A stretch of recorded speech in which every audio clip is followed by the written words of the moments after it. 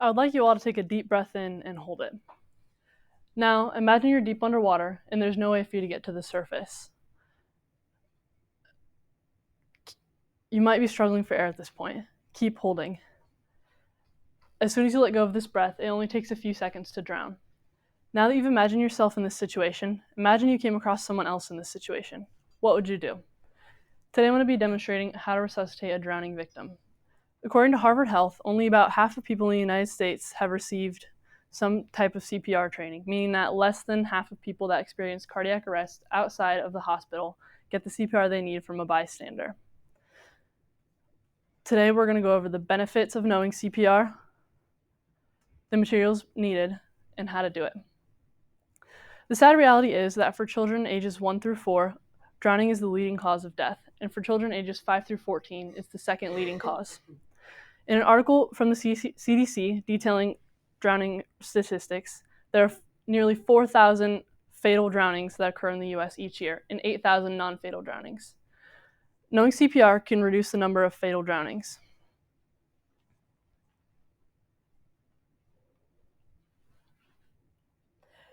CPR should be used when a person is in cardiac arrest, which is when their heart is no longer beating.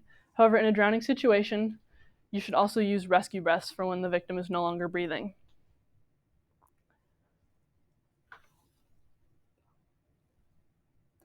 In another CDC article regarding CPR, if CPR is delivered within a few minutes of cardiac arrest, it can double or even triple the victim's chance of survival.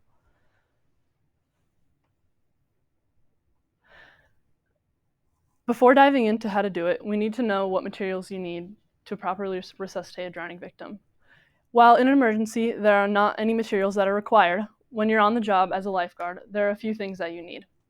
The first are powder-free, latex-free nitrile gloves. These prevent direct contact from the rescuer and the victim, preventing the transmittance of any harmful diseases or other health concerns. The next thing you'll be needing is a one-way valve resuscitation mask. This ensures a tight seal on the victim and also prevents the transmission of any harmful bodily substances or other things. Again, while neither of these are necessary in an emergency, while you're on the job, these are required. However, successful resuscitation can happen without it. Today I will be demonstrating CPR with a resuscitation mask.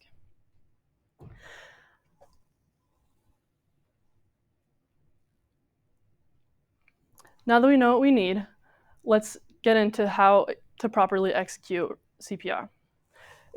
Now that our unconscious victim is out of the water, after calling CPR, after calling 911, you must just find out if the victim's heart is beating and if they're breathing. While there are many scenarios, in this scenario that I'll be demonstrating,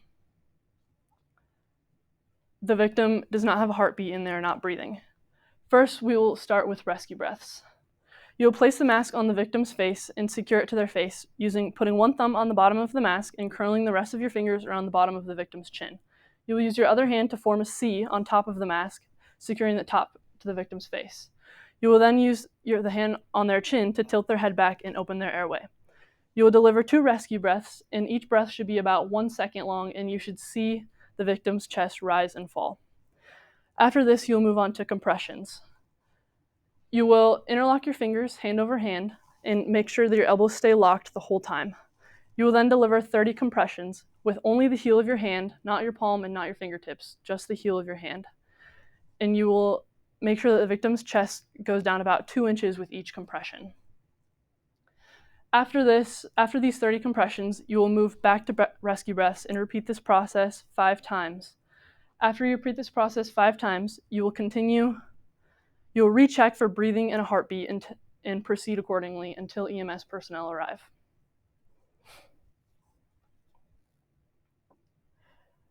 After hearing about how to resuscitate a drowning victim, I hope that hearing the benefits, the materials needed, and how to perform proper resuscitation has inspired you to get a CPR certification. While this education has prepared you to respond in an emergency, I still think it is important for everyone to get CPR certified.